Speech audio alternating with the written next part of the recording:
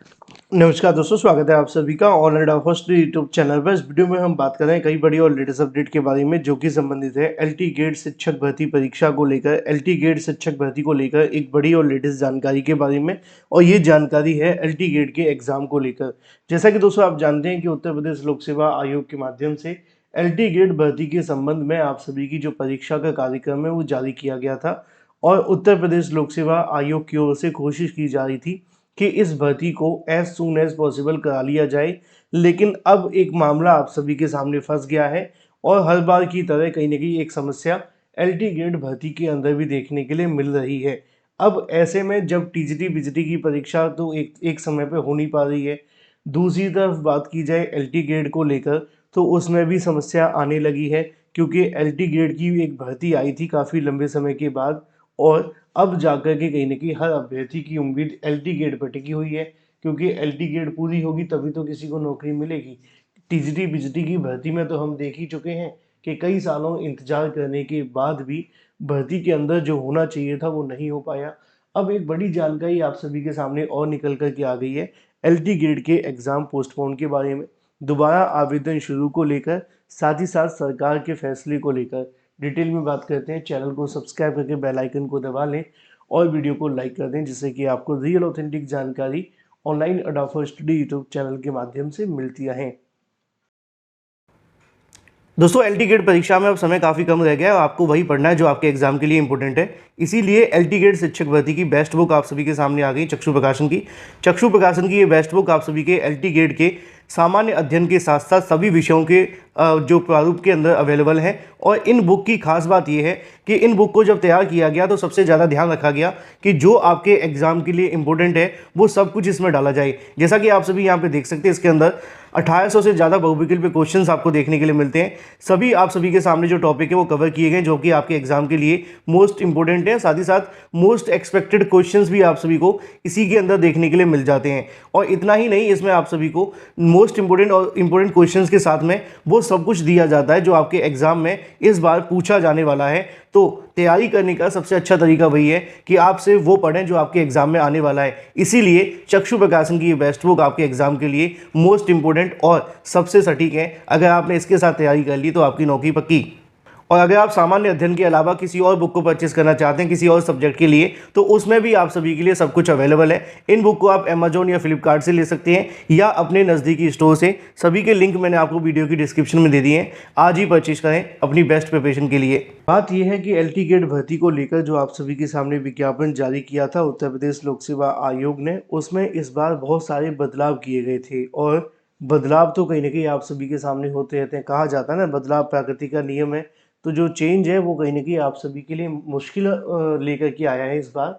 और मुश्किल ये लेकर के आया है कि एलटी गेट भर्ती के अंदर जो बदलाव हुए हैं उनके चलते मामला कोर्ट चला गया। आप जानते हैं बड़ी संख्या में अभ्यर्थियों के माध्यम से इसको लेकर कहीं ना कहीं याचिकाएं हाई कोर्ट और सुप्रीम कोर्ट तक पहुंची।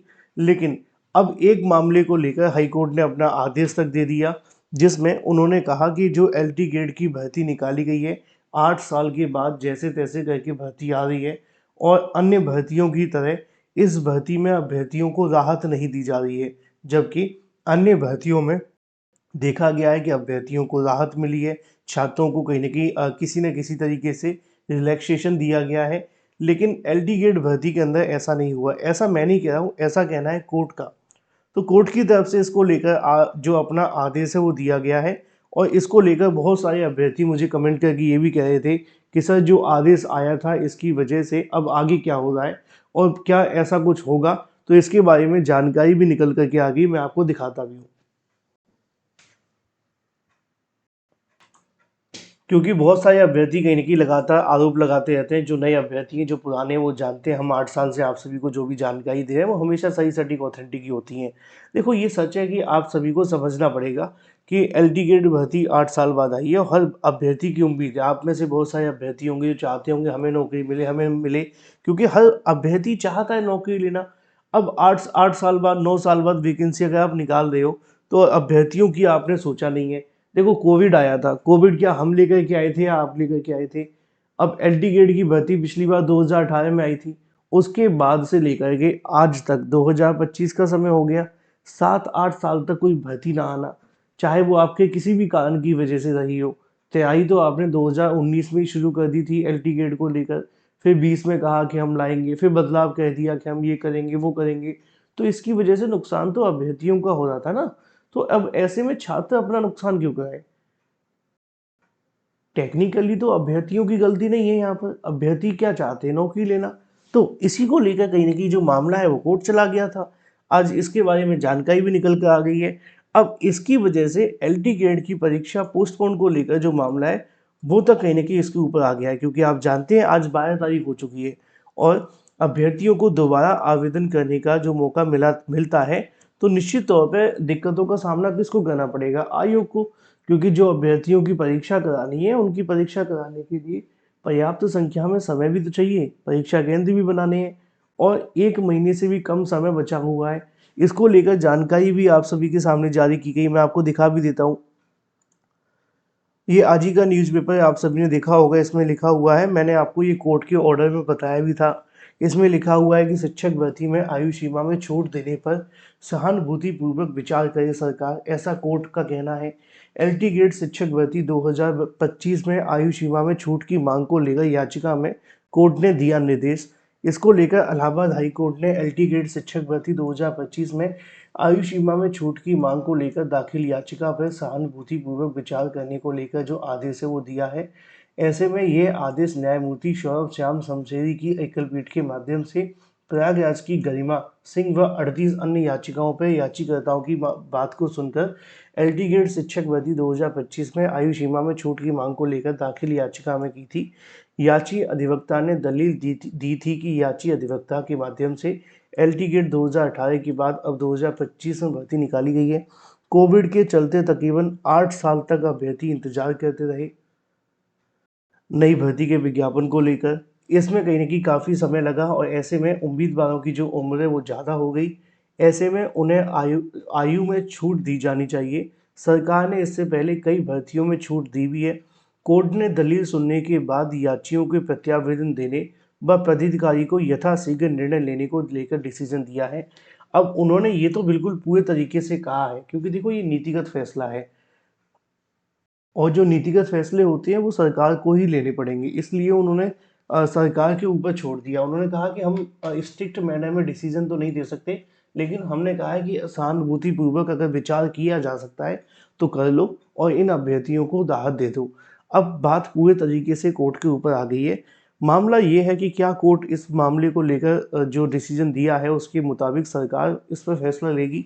अगर सरकार फैसला लेती है तो फिर ये कन्फर्म है कि परीक्षा कराने में दिक्कतों का सामना करना पड़ेगा। तो फिर ये परीक्षा तय तारीखों पर नहीं हो पाएगी, क्योंकि अभी कल की तारीख में तो ऑर्डर जारी हुआ है ना?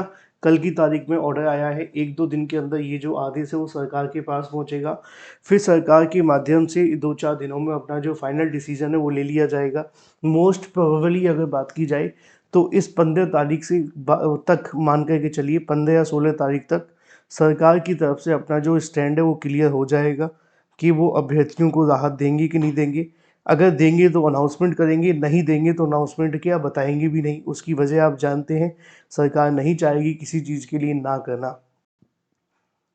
होता है जिस काम को आप करना नहीं चाहते तो उस पर जवाब देना ही स्पष्ट नहीं समझते, क्योंकि ऐसा कर देने से विवाद हो जाता है। तो ऐसे में ज़्यादातर चांसेस यही हैं कि अगर सरकार को करना होगा तो 1-2 दिन में अनाउंसमेंट हो जाएगी, 15-16 तारीख तक। हाँ, अगर होता है तो फिर एग्ज़ाम हो सकता है कि आगे बढ़ाया जाए, एग्ज़ाम पोस्टपोन किया जाए, क्योंकि परीक्षा से पहले आवेदन अगर लेने पड़ेंगे तो 4-5-6 दिन का समय तो देना पड़ेगा। अगर 1 हफ्ते का भी समय देते हैं 15 तारीख के बाद, तो 25 तारीख तक आवेदन लिए जाएंगे। फिर अगले 10 दिनों में आप जानते हैं इन अभ्यर्थियों से आगे की प्रक्रिया शुरू होगी, तो फिर परीक्षा तय तारीखों पर कराना मुश्किल होगा। अब ये पूरे तरीके से डिपेंड करेगा सरकार के फैसले पर। अगर सरकार पहले आवेदन लेने का मौका देती है अभ्यर्थियों को, आयु में छूट की अनाउंसमेंट करती है, तो ये परीक्षा तय समय पर नहीं होगी। अगर नहीं करती है तो परीक्षा को लेकर आप जानते हैं जो चीज़ें आपके सामने हैं वो आपको बताई जाएंगी। फिलहाल के लिए देखना दिलचस्प होगा कि सरकार क्या सहानुभूति रखती है शिक्षक भर्ती वाले छात्रों के प्रति।